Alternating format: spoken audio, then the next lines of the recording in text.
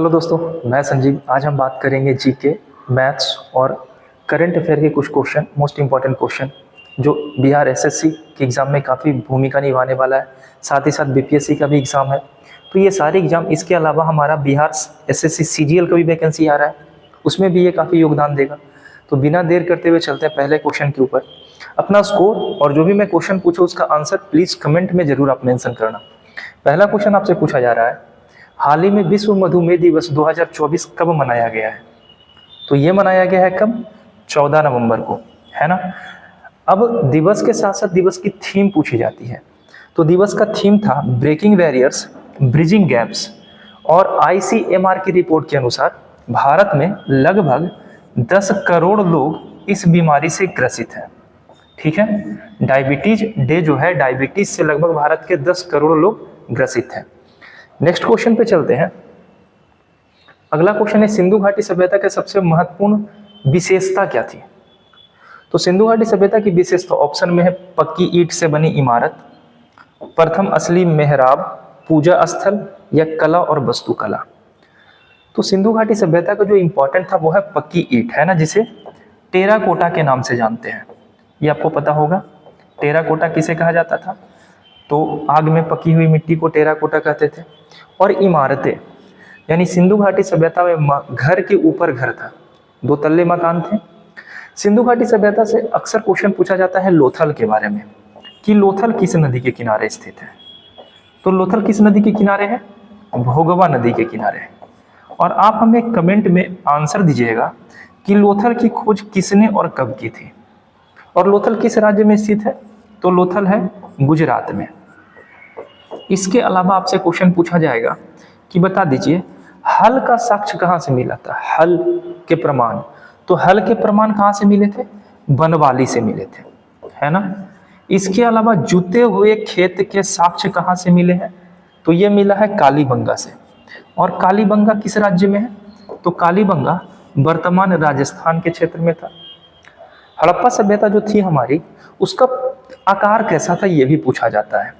तो हड़प्पा सभ्यता का आकार कुछ इस तरह का था, है ना, यानी त्रिभुजाकार था। हड़प्पा सभ्यता में अगर बात करें तो यूपी में आलमगीरपुर से लेके पाकिस्तान में सुतका गेंडोर तक इसका विस्तार था, है ना। ये था हड़प्पा सभ्यता का विस्तार। दक्षिण में था महाराष्ट्र का दैमाबाद। ये दैमाबाद जो है वो महाराष्ट्र में था, और ये नर्मदा नदी के किनारे स्थित था। ये भी क्वेश्चन पूछा जाता है। और उत्तर में देखें तो जम्मू कश्मीर, और जम्मू एंड कश्मीर में जो बात करें तो ये चेनाब नदी इसका विस्तार था, है ना। तो ये सारे क्वेश्चन सिंधु घाटी सभ्यता से अभी तक एग्जाम में पूछे गए हैं। तो इसका आंसर होगा ऑप्शन ए। नेक्स्ट क्वेश्चन पे बात करते हैं, त्रिपिटक किसकी धार्मिक पुस्तक है? और ये सारे क्वेश्चन एग्जाम में आए हुए हैं, है ना, आंसर लगा भी चुके होंगे। त्रिपिटक बौद्ध धर्म से संबंधित है। त्रिपिटक में कौन कौन सी पुस्तकें थी? तो अगर त्रिपिटक का बात करें तो त्रिपिटक में एक तो था सुत्त पिटक, एक था सुत्त पिटक, दूसरा था विनय पिटक, और तीसरा का बात करें तो तीसरा था अभिधम्म पिटक, है ना। और यहां से क्वेश्चन आता क्या है कि सुत्त पिटक के रचनाकार कौन थे? तो इसके रचनाकार आनंद थे। और आनंद कौन है? महात्मा बुद्ध के प्रिय शिष्य आनंद है। विनय पिटक के रचनाकार कौन थे? तो इसके रचनाकार थे उपाली। और अभिधम्म पिटक के रचनाकार कौन थे? तो इसके रचनाकार थे मोगली पुत्तिस।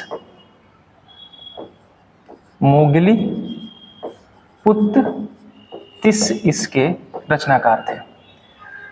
जो सुत्त पिटक और विनय पिटक है, इसकी रचना प्रथम बौद्ध संगति के उपरांत हुआ था, और अभिधम्म पिटक की रचना तीसरी बौद्ध संगति के उपरांत हुआ था। तो आप हमें ये बता देना कि प्रथम बौद्ध संगति का आयोजन कब हुआ है और किस राजा के शासनकाल में हुआ है। वैसे तो बौद्ध संगति से चारों क्वेश्चन पूछे जाते हैं। बौद्ध संगति 4 जो हमारा हुआ था, वो चारों से क्वेश्चन आता है। शासक से पूछ देगा, अध्यक्ष से क्वेश्चन पूछ देगा, है ना। बौद्ध धर्म मोस्ट इंपॉर्टेंट बन जाता है एंशिएंट हिस्ट्री का टॉपिक।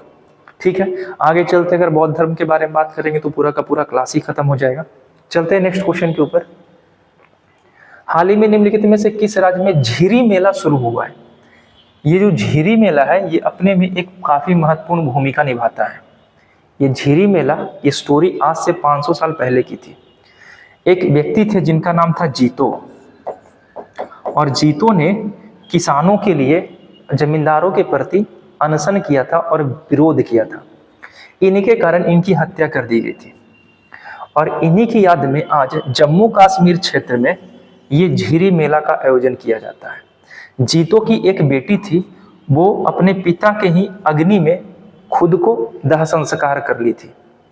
इसकी याद में जम्मू कश्मीर में ये मेला मनाया जाता है, और इस बार ऐसा माना जा रहा है कि इसमें लगभग 20 लाख लोग इस मेले में अपना योगदान देंगे।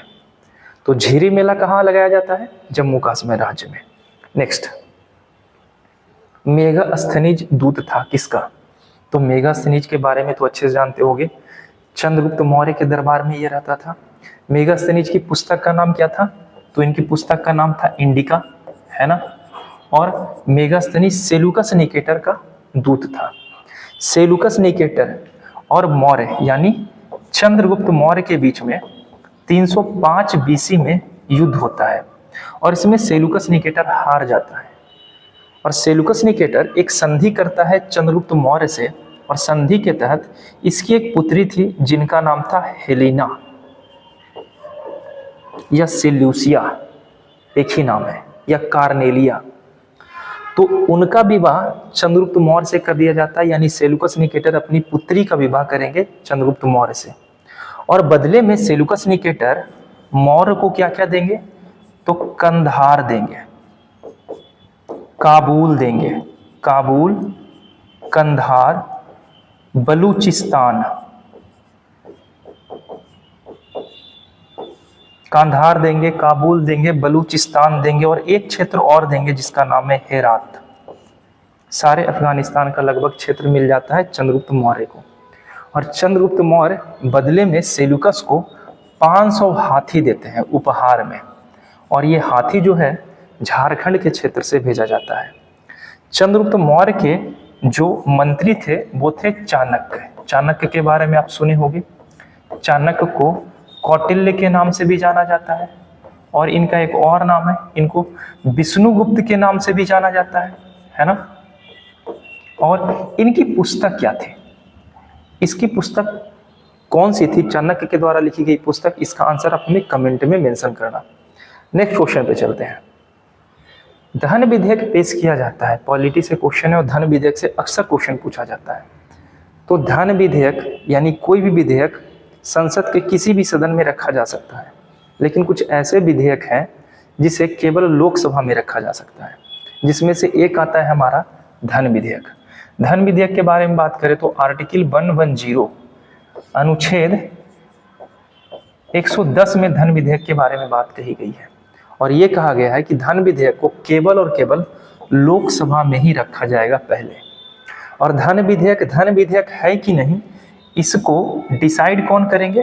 तो स्पीकर ऑफ लोकसभा यानी लोकसभा के अध्यक्ष ये डिसाइड करेंगे कि कोई विधेयक धन विधेयक है कि नहीं। और धन विधेयक को जब राज्यसभा के पास भेजा जाएगा तो ये मात्र 14 दिनों तक इसे रोक कर रख सकता है, और 14 दिन से अगर अधिक रोक लेता है तो लोकसभा मान लेती है कि राज्यसभा धन विधेयक को पारित कर दिया।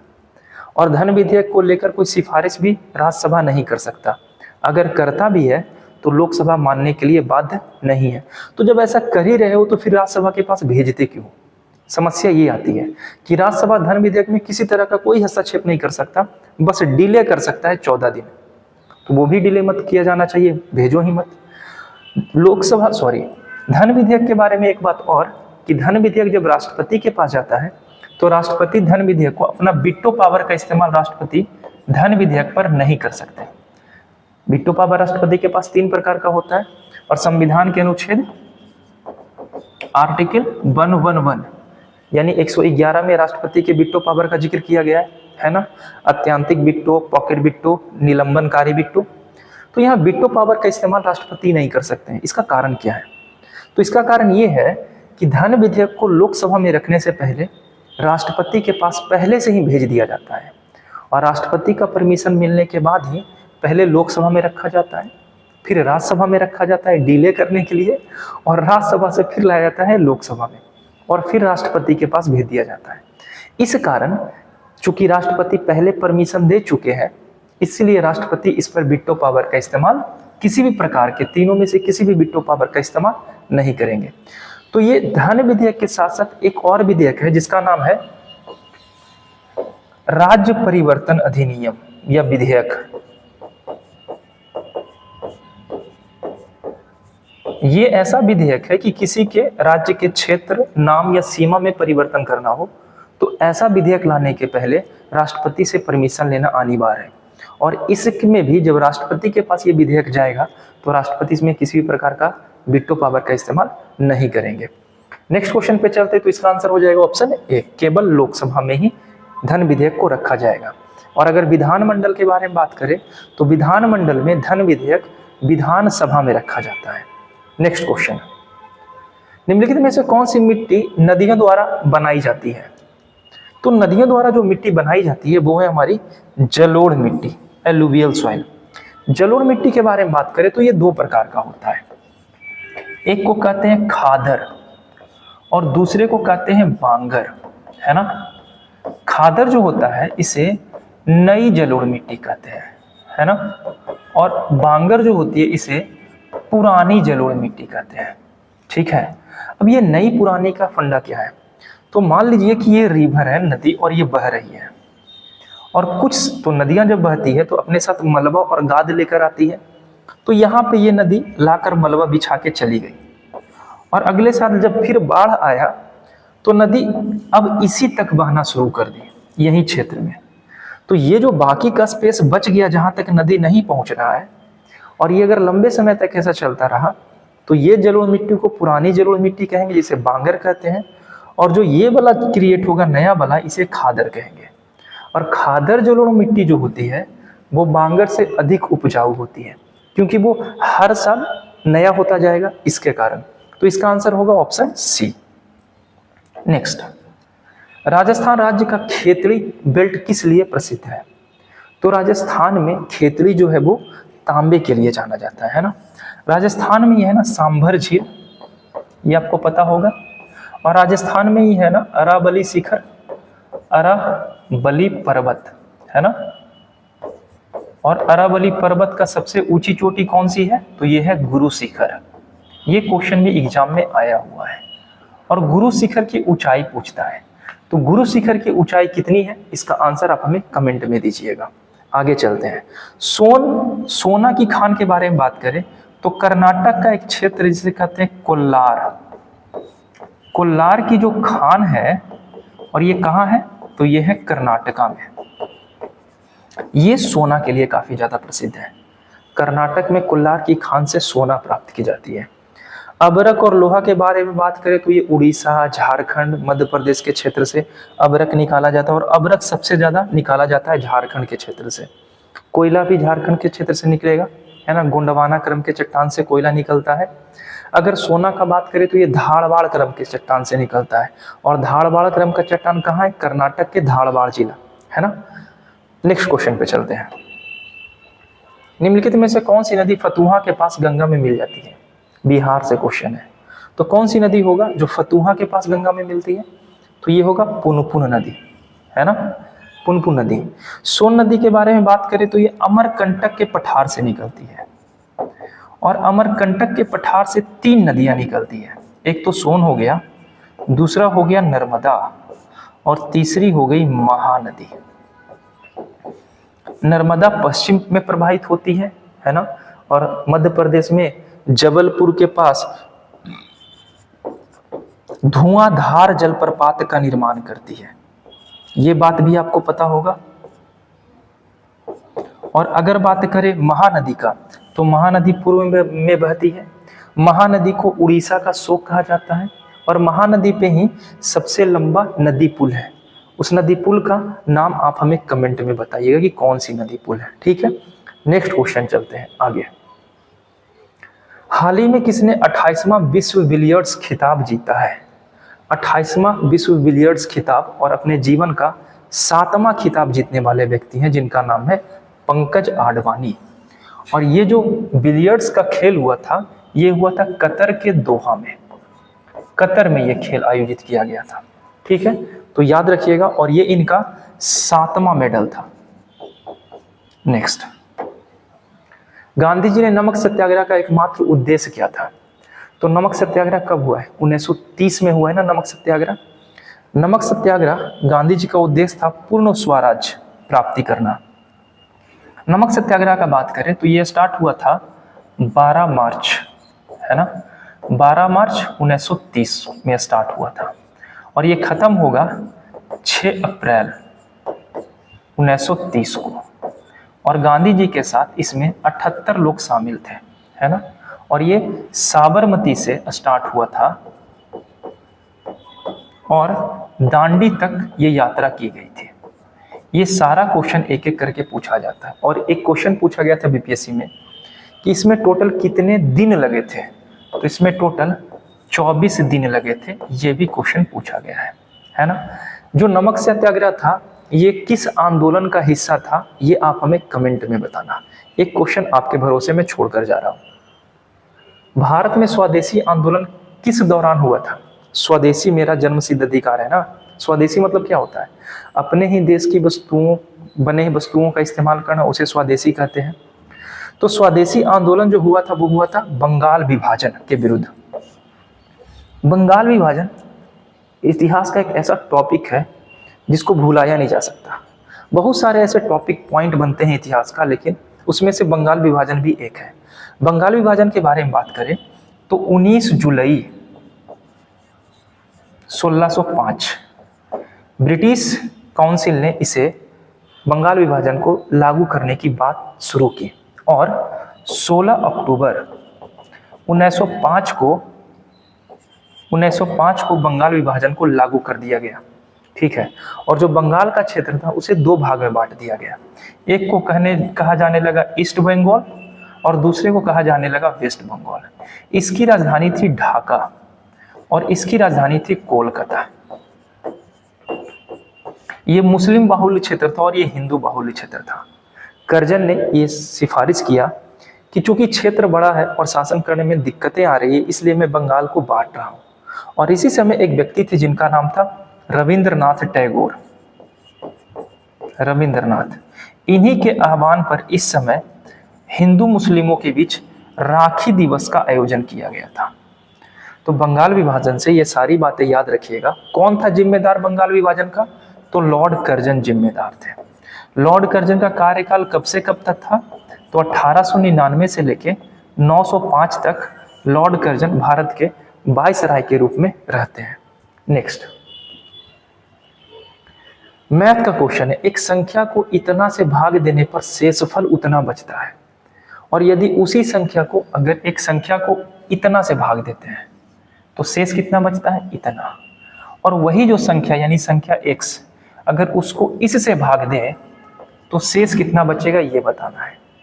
तो अगर इस संख्या को इससे भाग दिए हैं तो शेष इतना बचा है, इस संख्या को अगर इससे भाग देंगे तो शेष कितना बचेगा। अगर ऐसा क्वेश्चन आएगा तो कुछ नहीं करना है, जो शेष बच रहा है ना उसी शेष को इससे भागा लगा देना है। तो जब इस शेष को इससे भागा लगाइएगा तो 19 दूनी के 38, 38 और बचेगा कितना? 9। तो आंसर हो जाएगा हमारा 9। ये बेसिक सा क्वेश्चन है, ये बीपीएससी पूछा है। ठीक है, 2023 का बीपीएससी का ये क्वेश्चन है और बीपीएससी ऐसा ही क्वेश्चन पूछता है। नेक्स्ट क्वेश्चन पे चलते हैं। तो क्वेश्चन समझ में आया होगा। फिर से हम एक बात कर दे रहे हैं। क्वेश्चन क्या था? क्वेश्चन था कि कोई संख्या है x, जब इसको इससे भाग देते हैं तो शेषफल इतना बचता है और इसी संख्या को जब इससे भाग देंगे तो शेषफल कितना बचेगा। ऐसा क्वेश्चन आएगा तो इससे इसमें भाग देना है और जो शेषफल बचेगा वो हमारा आंसर होगा। नेक्स्ट, एक व्यक्ति एक वस्तु को एक निश्चित दाम पर बेचता है और 20% का प्रॉफिट कमाता है। यानी मान लो कि 100 रुपये का वस्तु है और बेचे कोई किसी निश्चित दाम पर, कितना प्रॉफिट कमाए? 20%, यानी 120 रुपये में बेच दिए होंगे वस्तु को। 100 रुपये का वस्तु 120 रुपये में बेच दिए। अब क्या कर रहा है?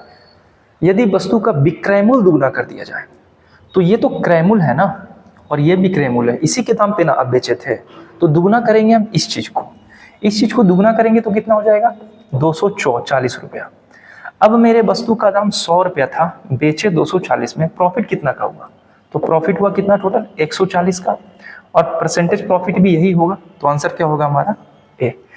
और ये भी बीपीएससी का क्वेश्चन है। इसमें एक और मैथ का क्वेश्चन है जो बीपीएससी का है, ये भी बीपीएससी का क्वेश्चन है। 10 महिला किसी काम को 7 दिन में करती है, यानी फीमेल है 10 और काम है हमारा 7 दिन में पूरा करती है।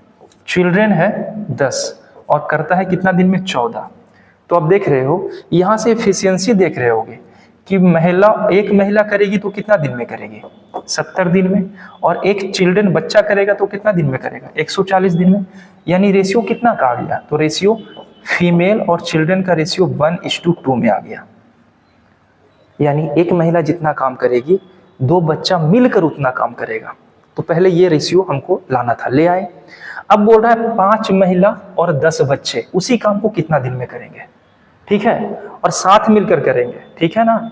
अगर 5 महिला को लाया जाए और उसके साथ 10 बच्चे को जोड़ दिया जाए तो वो काम कितने दिन में खत्म होगा? तो अब क्या करेंगे हम? क्या करेंगे, बच्चे को महिला बना देंगे। तो 10 है, 10 को 2 से भाग देंगे तो महिला कितना बन जाएगी? 5। तो टोटल कितना महिला हो गई? 10 महिला हो गई। तो टाइम इन वर्क में क्वेश्चन में क्या बनता है? यहाँ पे कितना महिला है? 10। काम कितना है? 7। और कितनी महिला के बारे में बात कर रहा है? 5 यहाँ और 5 यहाँ, टोटल कितनी महिला? 10। जब इसको कट करेंगे तो कितना दिन में काम होगा? 7। यानी आंसर क्या होगा? ऐसा क्वेश्चन में पहले आपको इफिशिएंसी पता करना पड़ता है कि एक बच्चा या एक महिला के बराबर कितना बच्चा या एक महिला के बराबर कितना पुरुष। कभी कभी पुरुष भी दे देगा। इफिशिएंसी पता कर लोगे, महिला को या तो बच्चे में कन्वर्ट कर दो या बच्चा को महिला में। अगर महिला को बच्चा में कन्वर्ट करेंगे तो हमारा यहाँ के 5 दूना 10 हो जाएगा, यानी 10 बच्चे, और 10 कितना बच्चा होगा? 20 बच्चा। तो यहाँ पे बच्चा वाला ये है ना सेक्शन, तो इसको लेंगे 10 × 14/20। इसको भी जब कट करेंगे तो यहाँ 2 होगा और यहाँ से यहाँ काटेंगे तो कितना हो गया? इधर भी 7 हो गया। तो या तो आप महिला को बच्चा बना दो या बच्चे को महिला बना दो, और अगर बच्चे को महिला बनाए हो तो ये वाला डाटा लेना है, और अगर महिला को बच्चा बनाए हो तो बच्चा वाला डाटा लेना है, और उसके बाद काम कर लेना है। आई होप कि आपको ये समझ में आ गया होगा। नेक्स्ट इजी क्वेश्चन पूछ रहा है, पंचायती राज प्रणाली किस सूची के अंतर्गत आती है? ये क्वेश्चन बार बार पूछा जाता है। तो ये जो संघ सूची, राज सूची, समवर्ती सूची जो ये दिया है, ये हमारे संविधान के किस अनुच्छेद में ये शामिल है? तो संविधान का जो 7वां अनुसूची है ना, इसमें संघ के बारे में बात किया है। संघ सूची, राज्य सूची और समवर्ती सूची के बारे में बात किया जाता है अनुसूची 7 में। संघ सूची के बारे में बात करें तो इस मूल संविधान में 97 था और वर्तमान में बढ़ के 100 हो गया। राज्य सूची के बारे में बात करें तो मूल संविधान में 66 था और अभी घट के 61 हो गया। और समवर्ती का बात करें तो मूल संविधान में 47 था और वर्तमान में बढ़कर 52 हो गया। यानी यहाँ से 5 जो है वो ट्रांसफर हो गया यहाँ। ठीक है। संघ सूची के बारे में बात करें तो जो विदेशी मामले होते हैं वो सारे संघ सूची के अंतर्गत आते हैं। राज्य सूची के अंतर्गत पुलिस विभाग जाता है, साफ सफाई जाता है। समवर्ती सूची के तहत शिक्षा की व्यवस्था की गई है ना। तो ये जो विषय है पंचायती राज, ये किसके अंतर्गत आती है? राज्य सूची के अंतर्गत आती है। नेक्स्ट, तो अगला क्वेश्चन आपसे पूछ रहा है कि 11 से 90 के बीच में कितनी ऐसी संख्या है जो 7 से कटेगी?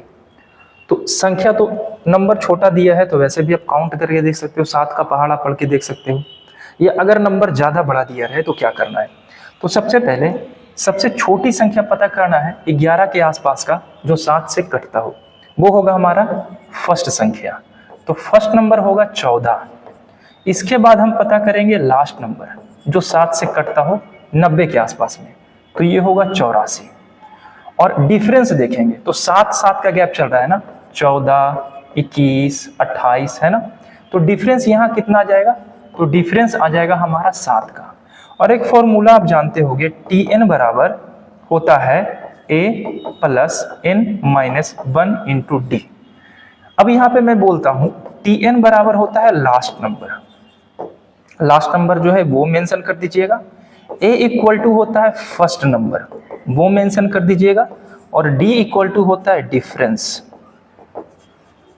ये मेंशन कर दीजिएगा। जब ये मेंशन कीजिएगा और काटिएगा तो आंसर आएगा हमारा 11। अगर ये इसके बावजूद भी नहीं समझ में आ रहा है तो आप हमें कमेंट कर सकते हैं, मैं इसको डिटेल में बता दूंगा। और डिटेल कुछ बात ही नहीं करना है, यहाँ पे दिया है फॉर्मूला, इसका इस्तेमाल कर लेना है। पहले क्या करना है, बीच का बात कर रहा था तो सबसे छोटा नंबर पता करना है और सबसे बड़ा नंबर पता करना है और गैप देख लेना है और ये फॉर्मूला को प्लांट कर देना है। नेक्स्ट, निम्नलिखित में से किस राज्य में सर्वाधिक क्षेत्र में वनों के अंतर्गत पाए जाते हैं? तो सर्वाधिक वन भारत के मध्य प्रदेश राज्य में है। ऑप्शन मध्य प्रदेश नहीं दिया है ना, अब प्रॉब्लम होगा। तो सेकंड राज्य कौन सा है?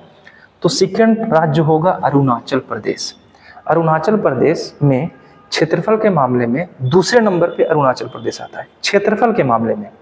लेकिन वन रिपोर्ट 2021 के अनुसार क्षेत्रफल के मामले में एमपी नंबर 1 पे है और अगर प्रतिशत के मामले में पूछा जाए तो मिजोरम सबसे ऊपर है वनों के मामले में। यहाँ मध्य प्रदेश नहीं दिया हुआ था तो आंसर होगा ऑप्शन के अनुसार अरुणाचल प्रदेश। अगर प्रतिशत के हिसाब से पूछता तो आंसर होता हमारा क्या, मिजोरम। नेक्स्ट क्वेश्चन आज यहीं तक था। अगर आपको वीडियो सही लगा हो वीडियो को लाइक कीजिएगा और अगर आपको लग रहा होगा कि मुझे इस टॉपिक पे वीडियो चाहिए, एमसीक्यू चाहिए, आप हमें कमेंट में बता सकते हैं। मिलते हैं नेक्स्ट वीडियो में। आई होप कि ये वीडियो आपको अच्छा लगा होगा, तो लाइक कीजिए, शेयर कीजिए। बाय।